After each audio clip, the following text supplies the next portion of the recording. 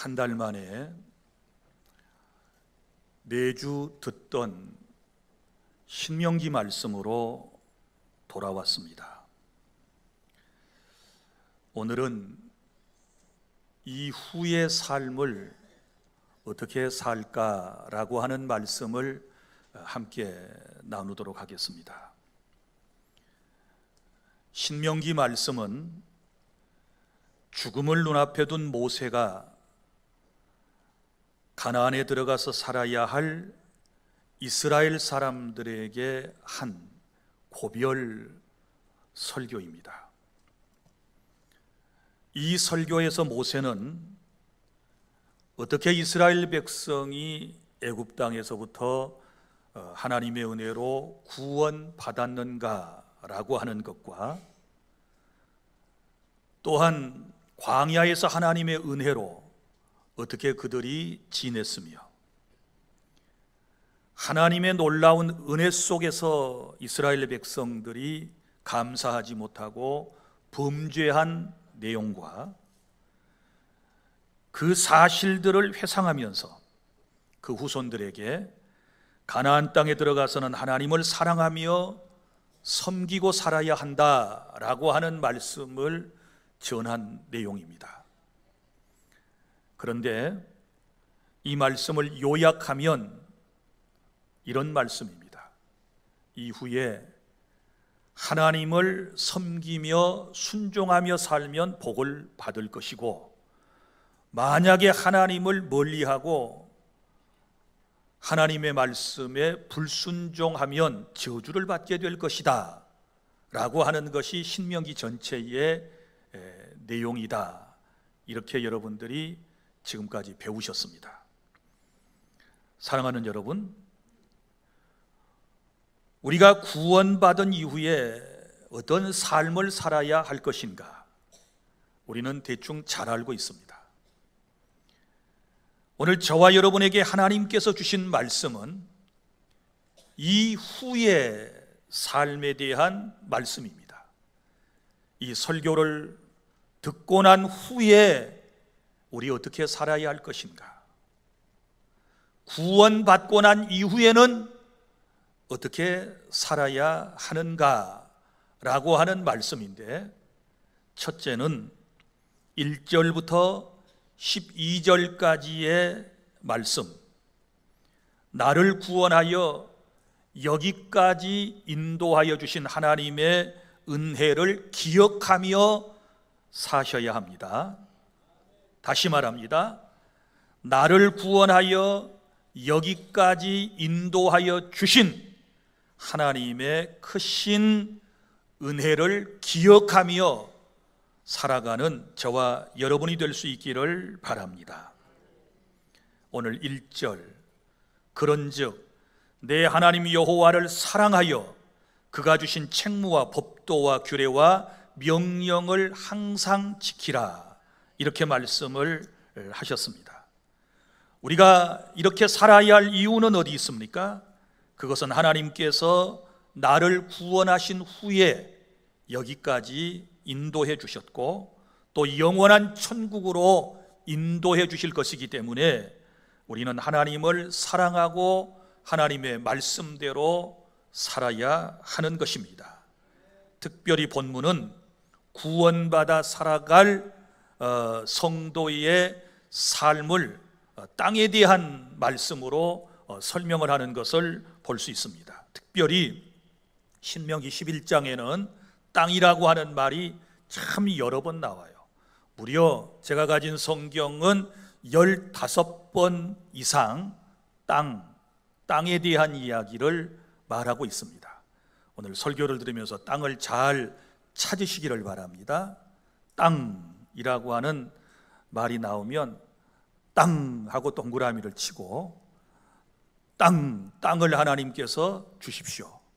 이 땅에서 하나님의 은혜로 살게 해주십시오 하고 땅을 잘 찾으시기를 바랍니다. 자, 그러면 맨 먼저 나오는 땅이 애굽 땅입니다. 2절부터 4절까지 말씀에 애굽 땅이 나오는데, 자, 여기 이 애굽이라고 하는 땅은 이스라엘 백성들이 430여 년 동안 이집트 사람들에게 노예 생활을 했던 땅을 말하는 것입니다. 2절부터 4절까지 시작. 너희의 자녀는 알지도 못하고 보지도 못하였으나 너희가 오늘날 기억할 것은 너희의 하나님 여호와의 교훈과 그의 위엄과 그의 강한 손과 펴신 팔과 애굽에서 그 왕 바로와 그 전국에 행하신 이적과 기사와 또 여호와께서 애굽 군대와 그 말과 그 병거에 행하신 일 곧 그들이 너희를 뒤쫓을 때에 홍해물로 그들을 덮어 멸하사 오늘까지 이른 것과. 아멘. 그러니까 애굽 땅에서 살고 있던 이스라엘 백성들이 하나님의 놀라운 은혜를 통하여 구원받았는데 하나님께서 구체적으로 그들을 어떻게 이끌어내셨는가라고 하는 그 말씀을 여기에 지금 기록을 하고 있는 것입니다. 사랑하는 여러분, 저와 여러분도 마찬가지입니다. 우리도 이런 애굽과 같은 땅에서 과거에 살았던 사람들입니다. 하나님의 구원의 손길이 미치기 전에 우리도 사탄의 노예가 되어서 죄를 지으며 이 땅 위에서 세상 속에서 수치와 굴욕의 삶을, 고난의 삶을 살고 있었는데 하나님의 절대적인 은혜를 통하여 이 땅에서부터 구원받았다는 사실을 믿으시기를 바랍니다. 그 다음에 두 번째 땅이 나옵니다. 광야 땅입니다. 5절부터 7절까지 말씀에 광야에 대한 말씀이 나옵니다. 다 함께 시작. 또 너희가 이곳에 이르기까지 광야에서 너희에게 행하신 일과 루벤 자손 엘리압의 아들 다단과 아비람에게 하신 일, 곧 땅이 입을 벌려서 그들과 그들의 가족과 그들의 장막과 그들을 따르는 온 이스라엘의 한 가운데서 모든 것을 삼키게 하신 일이라. 너희가 여호와께서 행하신 이 모든 큰 일을 너희의 눈으로 보았느니라. 아멘. 자, 애굽에서 구원받은 후에 그들은 광야 땅으로 들어왔습니다. 그런데 이 광야에 접어들면서부터도 절대적인 하나님의 은혜로 살았다라고 하신 것입니다. 또 너희가 이곳에 이르러 광야에서 너희에게 행하신 일 그랬는데 하나님께서 광야에서 이스라엘 백성들에게 베풀어 주신 은혜가 무엇이었습니까? 여러분이 잘 아시는 것처럼 그들이 목말라 할 때 마실 물을 하나님께서 반석을 통하여 허락해 주셨고 쓴물이 변하여 단물이 되게 하심으로 가란 그들의 목을 축여주신 줄로 믿으시기를 바랍니다.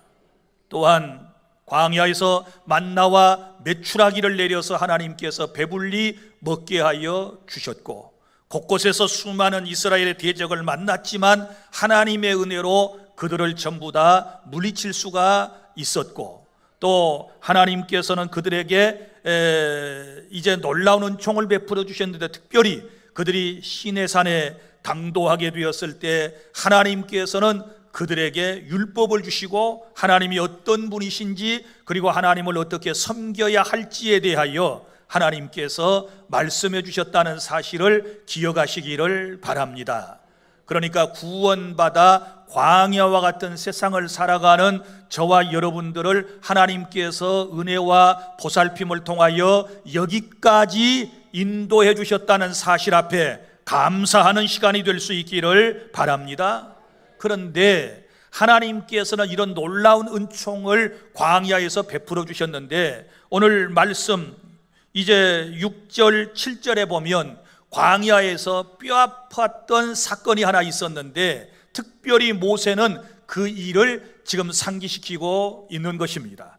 광야에서 정말 많은 일들이 있었습니다. 그런데 이 모세의 마음속에 잊혀지지 않는 상처가 되는 그런 사건이 있었고 그리고 또한 가나안 땅에 들어가 살아야 할 후대의 이스라엘 사람들에게 꼭 전해주고 싶었던 말씀을 여기 지금 기록을 하고 있다고 말이에요. 이게 뭐냐? 6절 7절입니다. 루벤 자손 엘리압의 아들 다단과 아비람에게 하신 일, 곧 땅이 입을 벌려서 그들과 그들의 가족과 그들의 장막과 그들을 따르는 온 이스라엘의 한가운데서 모든 것을 삼키게 하신 일이라, 이렇게 말씀을 하고 있는데, 이 일은 민수기 16장에 보면 아주 상세하게 기록되어 있는 것을 볼 수 있습니다. 거기에 보면 고라의 반역에 대한 이야기가 나오지요. 오늘 여기 나온 루벤 자손 엘리압의 아들 다단과 아비람은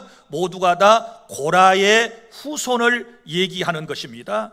그래서 고라당의 반역 사건, 이렇게 얘기하는데, 자, 고라를 중심으로 그의 자식들을 중심으로 해서 이제 반역하는 집단이 생겨났습니다. 무려 250명이나 되는 사람들이 고라의 반역에 동참하게 되었는데, 그럼 고라의 반역의 내용은 무엇이었을까요? 그것은 모세의 리더십에 대한 도전이었습니다.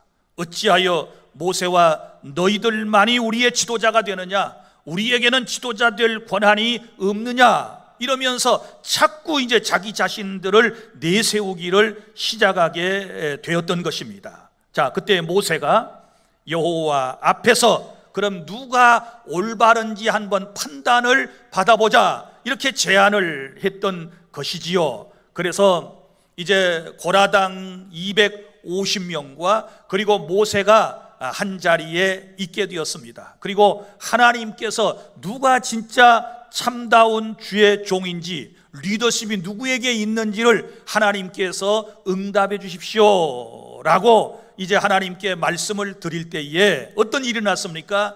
땅이 갈라졌다. 땅이 갈라졌어요. 그리고 하늘에서 불이 내려와 가지고 고라당 250명을 그 자리에서 다 하나님이 심판해 버리시는 이런 사건을 지금 상기를 하고 있는 것입니다. 그리고 그 이야기를 통하여 무언가를 지금 무슨 얘기인가를 모세는 그 후손들에게 지금 하고 싶어 하는 것입니다. 여러분 어떻게 이해를 하십니까? 이런 것이지요. 하나님이 세워주신 질서나 권위를 인간적인 판단으로 거역을 한다거나 또한 지나친 명예욕을 갖게 되면 이처럼 심판을 받게 된다라고 하는 말씀이에요. 40년 광야 생활에서 이스라엘 백성을 이끌어 나가던 모세에게 이 사건이 지금 딱 각인이 돼가지고 상처가 돼가지고 지금 가나안 땅에 들어갈 다음 세대들에게 지금 이 얘기를 하고 있는 것은 어떤 경우에도 하나님의 권위에 대하여 도전을 해서는 안 된다, 원망하고 불평하면 안 된다라고 하는 것을 지금 교훈으로 말하고 있다는 사실을 여러분 믿으시기를 바랍니다. 애굽 땅과 같은 세상에서 구원받아 지금 광야와 같은 땅에서 우리가 세상을 살아가고 있는데 하나님의 은혜로 구원받았으면, 그리고 지금도 하나님의 은혜로 날마다 살아가고 있으면 날마다 감사하고 또 감사하고 그 하나님이 베풀어 주셨던 놀라운 은혜들을 기억하며 살아야 하는데, 투덜거리고 원망하면 하나님께서 심판하신다. 깨달아지시면 아멘. 우리는 말로 형용할 수 없는 놀라운 은혜를 받았습니다. 지금도 하나님의 은혜를 누리며 하나님의 은혜 속에서 저 약속의 땅 가나안을 향하여 나아가고 있기 때문에 절대 여러분들이 고라당처럼 원망 불평하고 하나님의 권위에 대하여, 주의 종의 권위에 대하여 도전하면 안 된다라고 하는 것을 깨달을 수 있기를 바랍니다. 그 다음에 세 번째 땅이 나옵니다.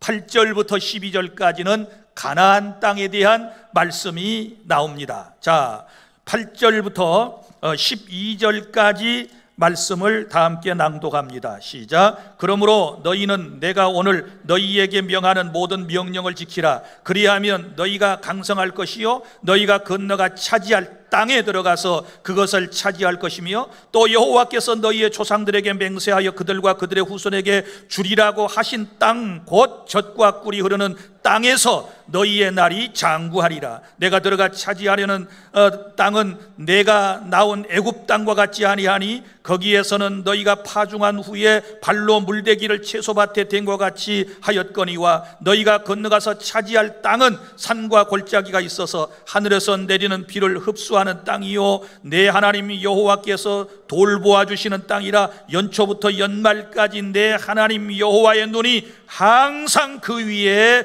있느니라. 아멘. 이 땅은 약속의 땅, 가나안 땅입니다. 여러분, 젖과 꿀이 흐르는 땅이라고 했습니다. 모든 것이 풍족하고 넉넉한 땅이라고 말하고 있습니다. 또 하나님께서 돌보아 주시는 땅이라고 말씀을 하고 있습니다. 사랑하는 여러분, 이스라엘 백성들이 출애굽하고 난 이후에 그들의 최종 목적지는 약속의 땅 가나안이었습니다. 그들은 보이는 땅이 그들에게 최종 목적지였습니다. 그러나 우리가 넷째로 한 가지 더 기억해야 할 것은, 오늘 저와 여러분에게는 영원한 천국이라는 사실을 믿으시기를 바랍니다. 하나님의 나라가 최종 목적지가 되는 것입니다. 이 나라는 이스라엘 백성이 가나안 땅을, 하나님의 약속을 믿음으로 들어가게 된 것처럼, 하나님의 약속에 따라 들어가게 된 것처럼, 하나님의 나라 천국도 오직 예수님을 믿으면 구원받는다라고 하신 그 약속의 말씀을 믿음으로 들어가는 나라인 줄로 믿으시기를 바랍니다. 그런데 여러분, 기억하십시오. 믿음의 사람들은 한결같이 보이는 가나안 땅이 아니라 영원한 천국을 바라보면서 살았다는 사실을 아셔야 돼요. 히브리서 11장 16절, 그들이 이제는 더 나은 본향을 사모하니 곧 하늘에 있는 것이라. 이러므로 하나님이 그들의 하나님이라 일컬으심을 받으심을 부끄러워하지 아니하시고 그들을 위하여 한 성을 예비하셨느니라. 아멘. 바로 믿음의 사람들은 한결같이 보이는 가나안 땅을 넘어 영원한 하나님의 나라 천국을 바라보고 살았다라고 하는 사실을 믿으시기를 바랍니다. 자, 지금까지 땅에 대한 얘기를 했습니다. 처음에 이스라엘 사람들이 살았던 땅은 애굽 땅, 그 다음에 구원받고 그들이 40년 동안 살았던 광야 땅, 그리고 광야 땅에서 40년을 마치고 들어가서 살았던 땅은 가나안 땅. 이제 저와 여러분들이 최종적으로 가서 살아야 할 땅이 어디라고요? 천국, 하나님의 나라인 줄로 믿으시기를 바랍니다.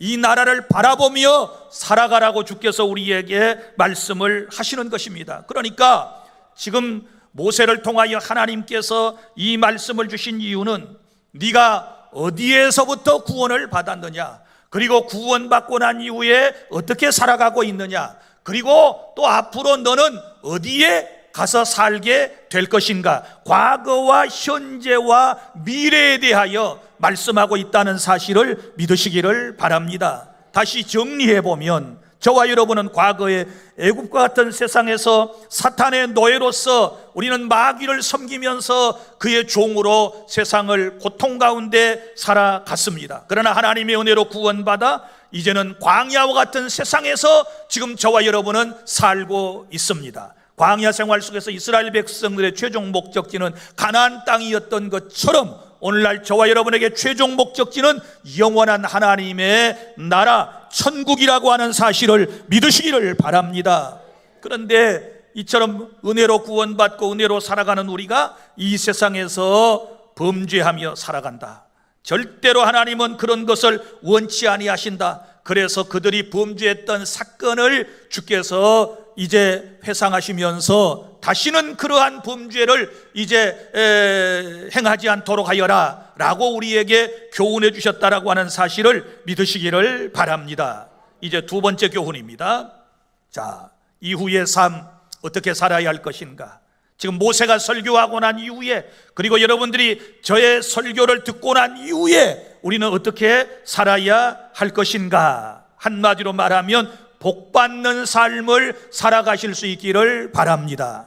복받는 삶을 살아라. 이게 13절부터 32절까지의 말씀이거든요. 자, 그러면 우리가 복을 받아야 할 존재들인데, 그럼 복이라고 하는 것이 뭔가, 성경에서 말하는 복의 개념이 무엇인가를 바로 정리하고 우리가 이해할 필요가 있는 것입니다. 먼저 하나님께서 성경을 통하여 우리에게 말씀해 주시는 것은 하나님과 인간과의 관계 회복입니다. 관계 회복. 무슨 얘기인가 하면, 에덴 동산에서 우리의 시조인 아담과 하와가 하나님의 말씀에 불순종하여 하나님께서 금하신 선악을 알게 하는 나무의 열매를 따먹음으로 말미암아 하나님과 인간과의 관계가 분리되었어요. 단절되었습니다. 멀리 떨어진 그런 관계가 되고 말았다. 그 시간부터 인간에게 찾아온 것은 고통이었고 최종적으로 찾아오는 것은 사망이었다라고 하는 것을 알 수 있습니다.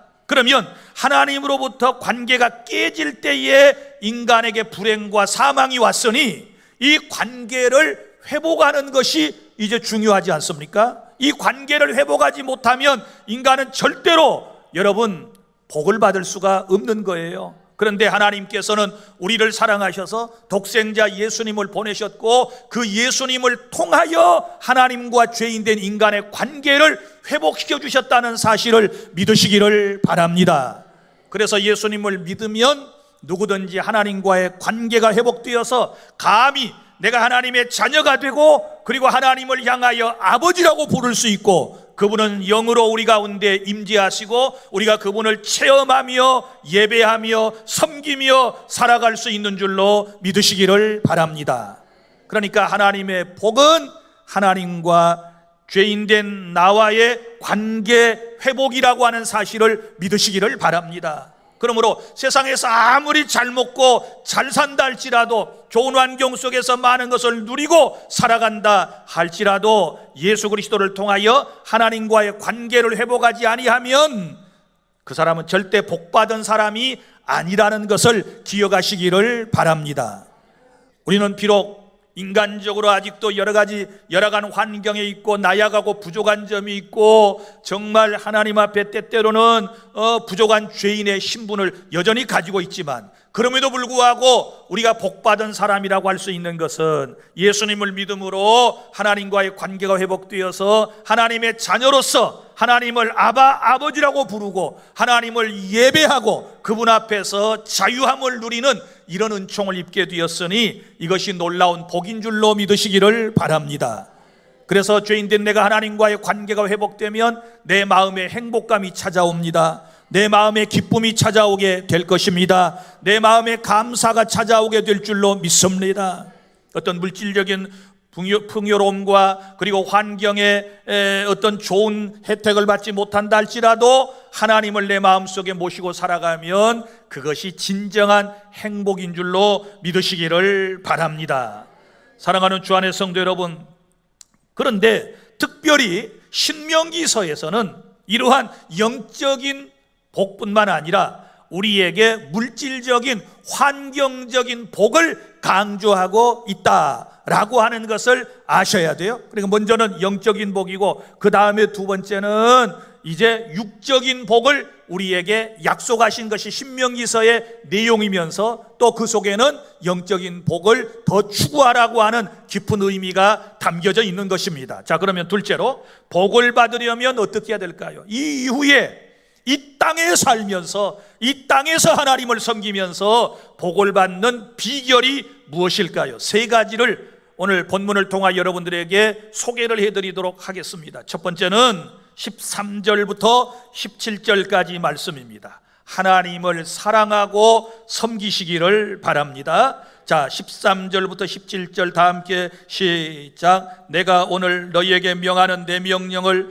너희가 만일 청종하고 너희의 하나님 여호와를 사랑하여 마음을 다하고 뜻을 다하여 섬기면 여호와께서 너희의 땅에 이른 비 늦은 비를 적당한 때에 내리시리니 너희가 곡식과 포도주와 기름을 얻을 것이요 또 가축을 위하여 들에 풀이 나게 하시리니 내가 먹고 배부를 것이라. 너희는 스스로 삼가라 두렵건대 마음에 미혹하여 돌이켜 다른 신들을 섬기며 그것에게 절함으로 여호와께서 너희에게 진노하사 하늘을 닫아 비를 내리지 아니하여 땅이 소산을 내지 않게 하심으로 너희가 여호와께서 주신 아름다운 땅에서 속히 멸망할까 하노라. 아멘. 자, 하나님을 사랑하고 섬기면 이제 하나님께서 이른 비와 늦은 비를 적당한 때에 내리셔서 농산물을 첫째 풍성하게 해주시겠다라고 하는 말씀이고, 그 다음에는 가축을 위하여 들에서 풀이 나서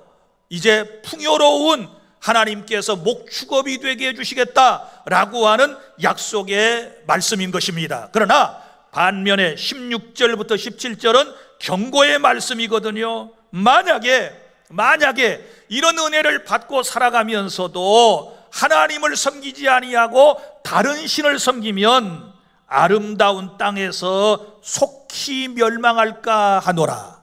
아름다운 땅은 가나안을 말해요. 가나안에 비록 들어가 산다 할지라도 하나님을 섬기지 아니하고 다른 신을 섬기면 속히 하나님께서 심판하셔서 멸망받게 될 것이다 라고 하는 말씀이거든요. 그러니까 복받는 비결 첫 번째는 하나님을 사랑하고 섬겨야 한다.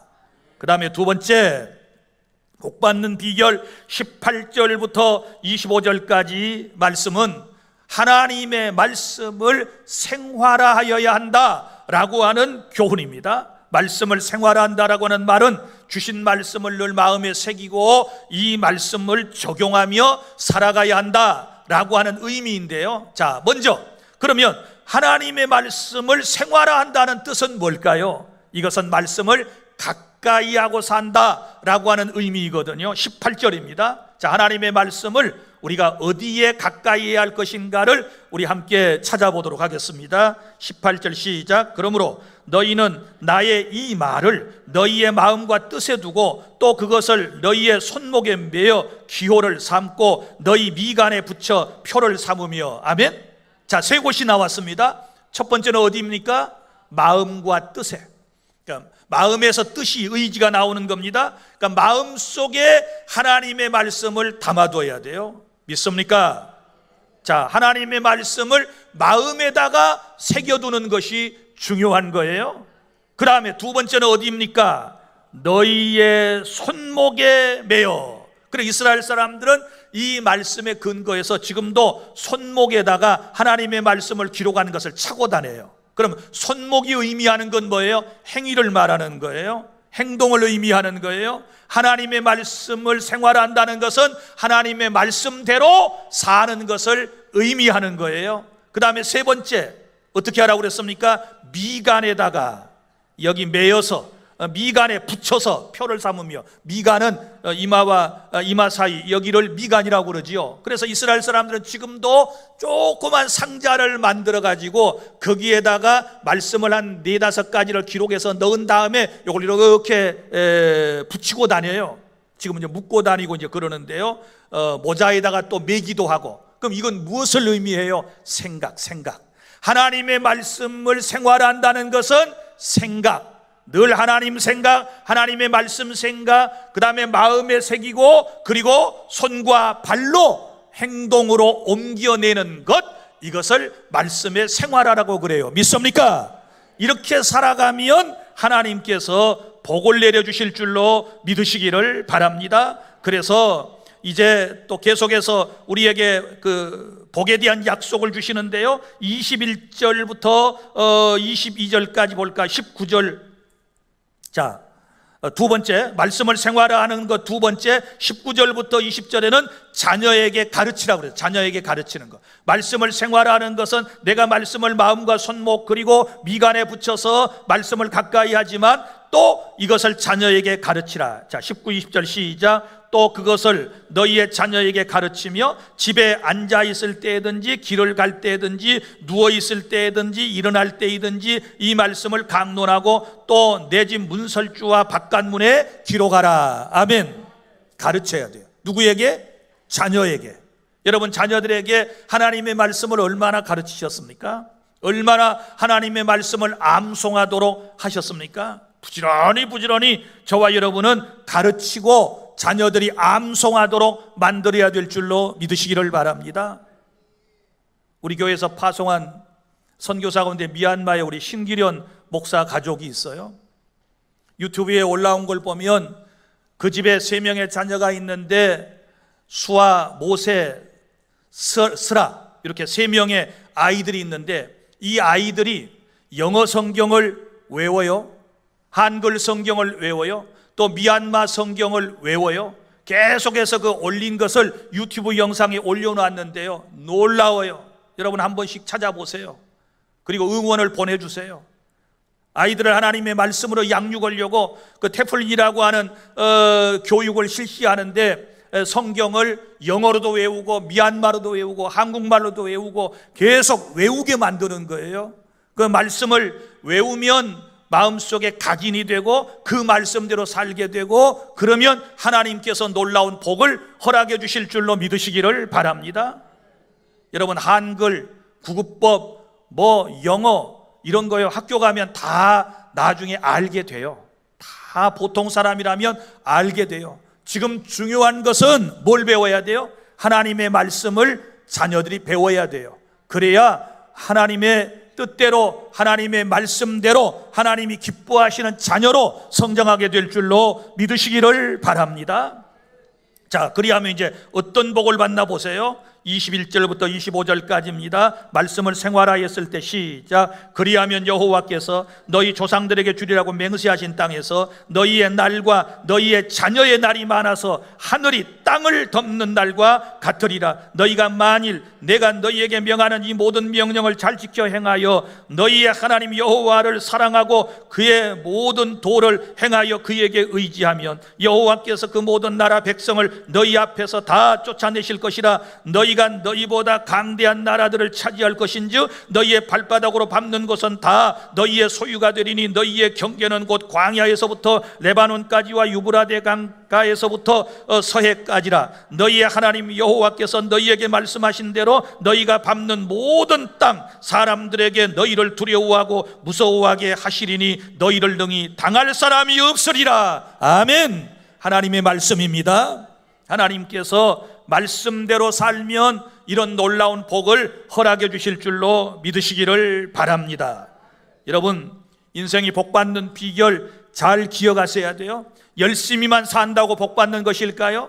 착하게 선하게만 살면 복을 받는다고 생각하십니까? 부지런하면 무조건 복이 올까요? 그렇지 않습니다. 하나님의 말씀대로 살아야 하나님께서 복을 내려주실 줄로 믿으시기를 바랍니다. 오직 하나님만을 사랑하고 섬기며 말씀대로 살아가는 그런 은혜가 저와 여러분 모두에게 있기를 바랍니다. 그 다음에 세 번째 복받는 비결 26절부터 32절까지 여러분 선과 악을 잘 분별하여 선택하시기를 바랍니다. 잘 선택하셔야 돼요. 자, 하나님께서는 우리에게 선택하라고 우리 앞에다가 무엇을 주셨는지를 보세요. 26절 시작. 내가 오늘 복과 저주를 너희 앞에 두나니. 자, 하나님께서 복과 저주를 우리 앞에 딱 두 개를 놓아 놓으시고 네가 알아서 선택하라고 말씀을 하시는 거예요. 여러분에게 하면 묻습니다. 여러분, 복을 선택하시겠습니까? 저주를 선택하시겠습니까? 복을 선택하기를 원하시면 아멘. 자, 그러면 보세요.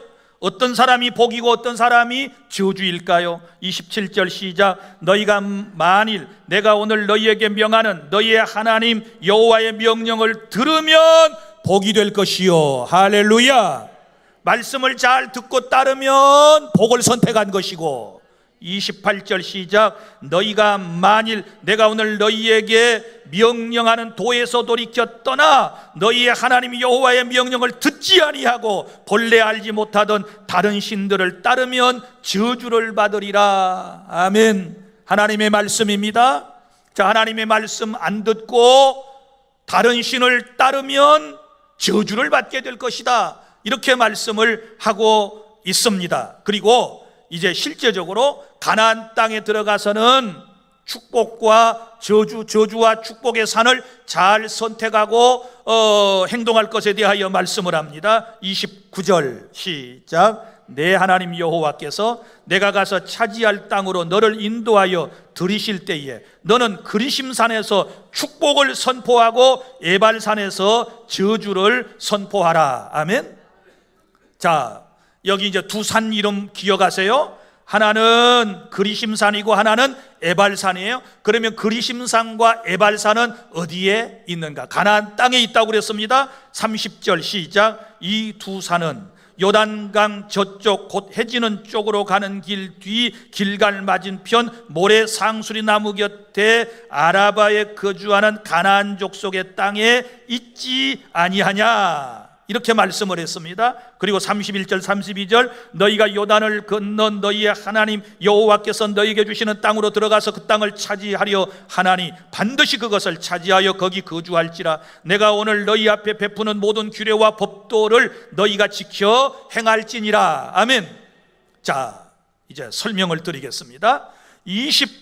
29절에서는 여기 이제 그리심산에서는 뭘 선포해요? 축복을 선포하고 그랬습니다. 자, 그리심산과 에발산은 어디에 있느냐? 가나안 땅에 있다 그랬습니다. 여러분이 이해하기 쉽도록 제가 설명을 드리겠습니다. 이 두 산 가운데에 있는 마을이 세겜이에요. 세겜. 이 세겜이라고 하는 마을은 아브라함이 하란에서 재차 부름을 받고 가나안 땅에 정착할 때 그곳에서 자기에게 나타나신 하나님께 제사를 첫 번째 드렸던 곳이 세겜이에요. 세겜. 그 다음에 또 이 세겜에서는 야곱이 하란에서 나그네 생활을 청산하고 고향으로 돌아오면서 자기 가족들이 가지고 있었던 이방 신상을 땅에 묻고 가족들을 청결하게 했던 곳이 세겜이에요.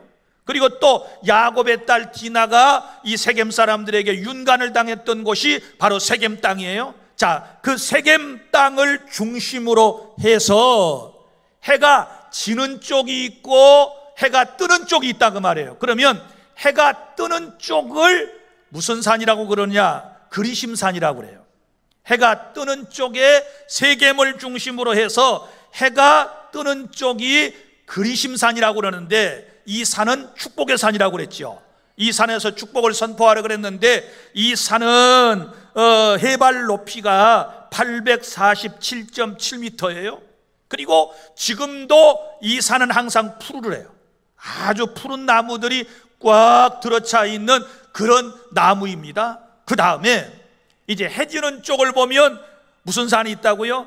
에발산이 있어요. 에발산에서는 저주를 선포한다 그랬죠. 이 에발산은 높이가 919.5m예요.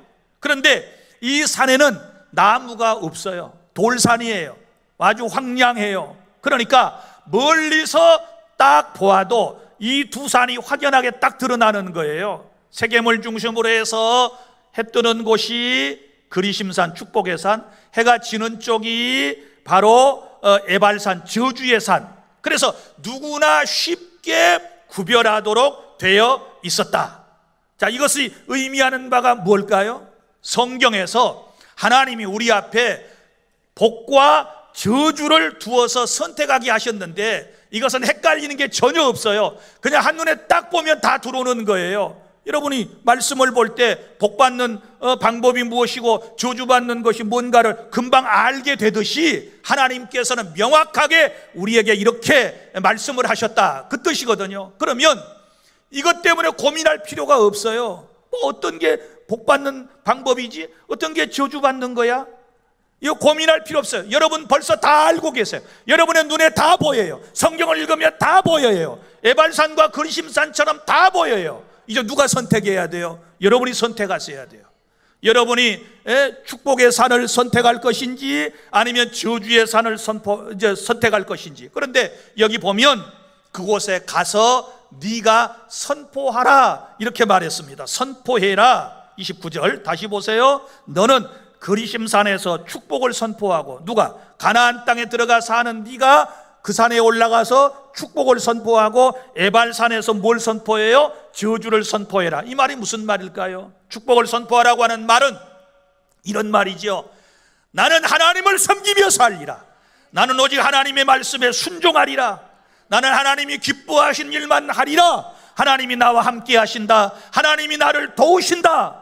이렇게 선포하라는 거예요. 믿습니까? 믿음으로 선포하시기를 바랍니다. 그 다음에 저주의 산에 올라서는 뭘 선포해야 돼요? 하나님을 떠나면 망한다. 하나님을 멀리하면 저주받는다. 이걸 선포하라는 거예요. 믿습니까? 그리고 둘 가운데 하나를 선택하셔야 돼요.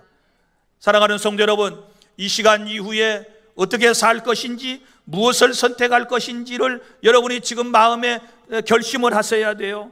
그리고 우리는 복을 선택해야 될 줄로 믿으시기를 바랍니다. 하나님을 선택해야 될 줄로 믿으시기를 바랍니다.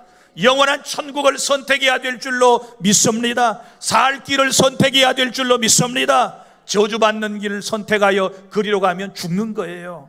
깨달을 수 있기를 바랍니다.